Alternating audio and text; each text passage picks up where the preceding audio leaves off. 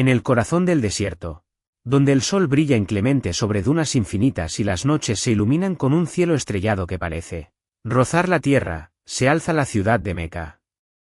En ella se encuentra la Kaaba, la casa levantada siglos atrás por Abraham e Ismael como símbolo de fe en un solo Dios. Pero en el siglo VI, Meca era también un centro de idolatría. Sus habitantes adoraban a más de 300 ídolos, practicaban injusticias sociales y mantenían una sociedad donde la fuerza y la tribu dictaban la ley. Los huérfanos eran olvidados, las mujeres despreciadas, y los débiles no tenían voz. Fue en ese escenario oscuro donde Alá decidió enviar al último de sus profetas, un hombre que traería luz y misericordia a la humanidad, Muhammad ibn Abdallah. Corría el año 570 de la era cristiana, el conocido como Año del Elefante. Un poderoso gobernador de Yemen, llamado Abra, marchó hacia Meca con un ejército formidable. A la cabeza llevaba un gigantesco elefante de guerra. Su intención era destruir la Kaaba y desviar la peregrinación hacia una iglesia que había construido. Pero Alá protegió su casa. Bandadas de aves pequeñas, mencionadas en el Corán como ababil, descendieron del cielo. Cada una llevaba piedrecillas en sus picos y patas. Cuando las soltaron, el ejército de Abraham fue derrotado de manera milagrosa. La Kaaba permaneció intacta, y la memoria de aquel acontecimiento quedó grabada para siempre en la historia de Arabia. Ese mismo año, en esa misma ciudad protegida por Dios, nació Muhammad. Huérfano de padre antes de nacer, y huérfano de madre a los 6 años, Muhammad conoció la soledad desde pequeño. Fue criado por su abuelo Abdul Muttalib, y después, por su tío Abu Talib. Aún en la pobreza, quienes lo rodeaban notaban su nobleza, su honestidad y la luz de su carácter. Muhammad creció en una sociedad tribal, pero su corazón era distinto. Desde adolescente trabajó como pastor de ovejas. Entre las montañas y el silencio del desierto, aprendió la paciencia, la humildad y la contemplación. Más tarde, se convirtió en comerciante. A diferencia de muchos mercaderes de su tiempo, no mentía, no engañaba, no robaba. La gente comenzó a llamarlo Al-Amin, el confiable. Todos sabían que podían confiar en él, que su palabra era más fuerte que cualquier contrato escrito. Ese carácter íntegro fue la semilla que Alá cultivaba para la gran misión que vendría. Una mujer noble y comerciante rica, Jadilla, escuchó sobre la honestidad de Muhammad y lo contrató para llevar sus mercancías en una caravana. Cuando regresó con beneficios abundantes y un comportamiento intachable, Jadilla quedó impresionada. Con el tiempo, lo invitó a casarse con ella. Él aceptó, y aquel matrimonio fue una unión bendecida. Jadilla se convirtió en su compañera, su apoyo incondicional, la primera en creer en él cuando llegara la revelación. Vivieron en paz y amor durante años, formando una familia y compartiendo una vida de tranquilidad. Pero en el corazón de Muhammad había una inquietud, buscaba algo más allá de los ídolos de su pueblo.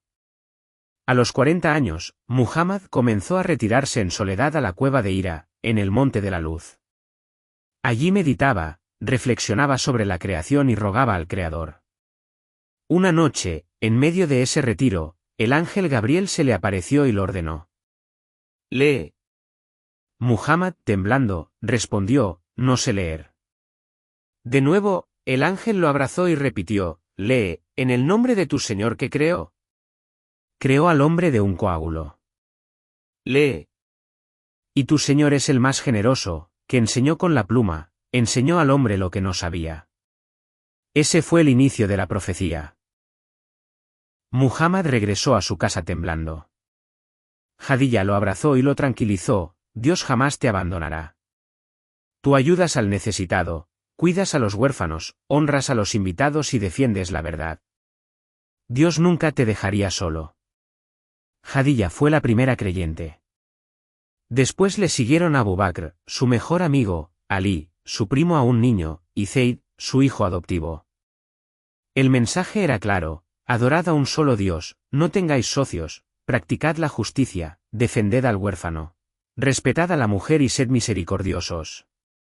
Pero los líderes de Quraysh no podían aceptar esas palabras. Temían perder su poder, sus privilegios y el control económico que les daba la idolatría. Así comenzó la persecución, insultos, torturas, boicots. Los musulmanes fueron aislados en un valle durante 3 años, donde sufrieron hambre y sed. Sin embargo, no abandonaron su fe. Fue en ese tiempo que Muhammad perdió a 2 de sus mayores apoyos, su esposa Jadilla y su tío Abu Talib. Ese año fue conocido como el año de la tristeza. Pero Alá consoló a su profeta con un milagro único, el viaje nocturno y la ascensión.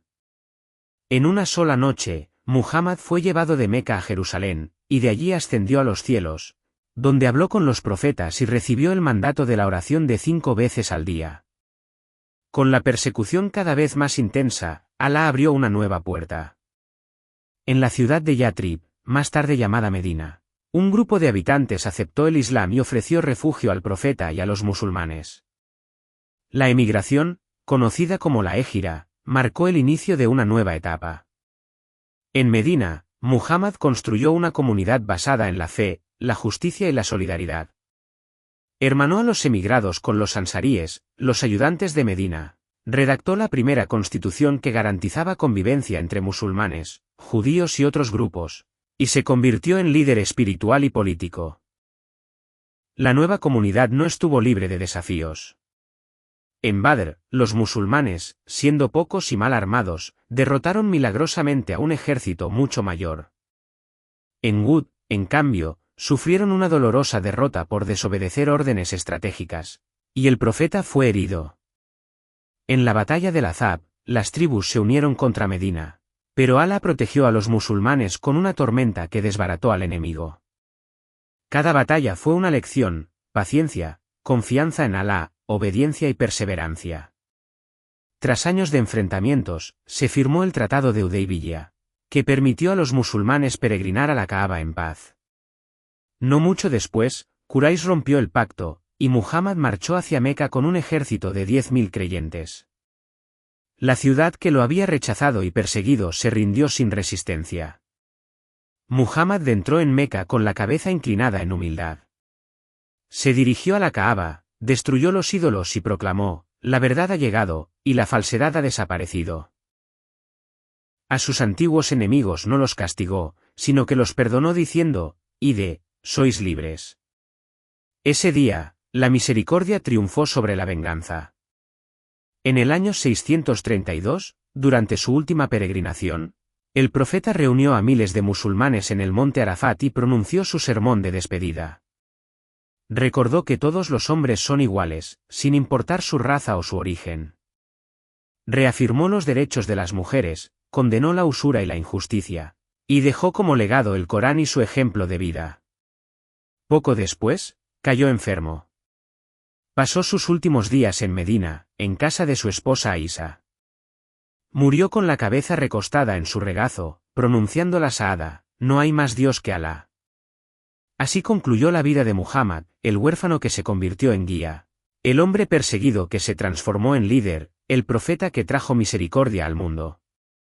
Su legado no fue solo una religión, sino un mensaje universal de fe, justicia, compasión y unidad.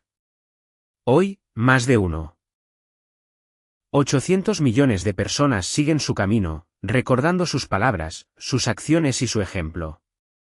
Muhammad, la misericordia para todos los mundos. Así concluye la vida del profeta Muhammad, de un ejemplo eterno de fe, justicia y misericordia.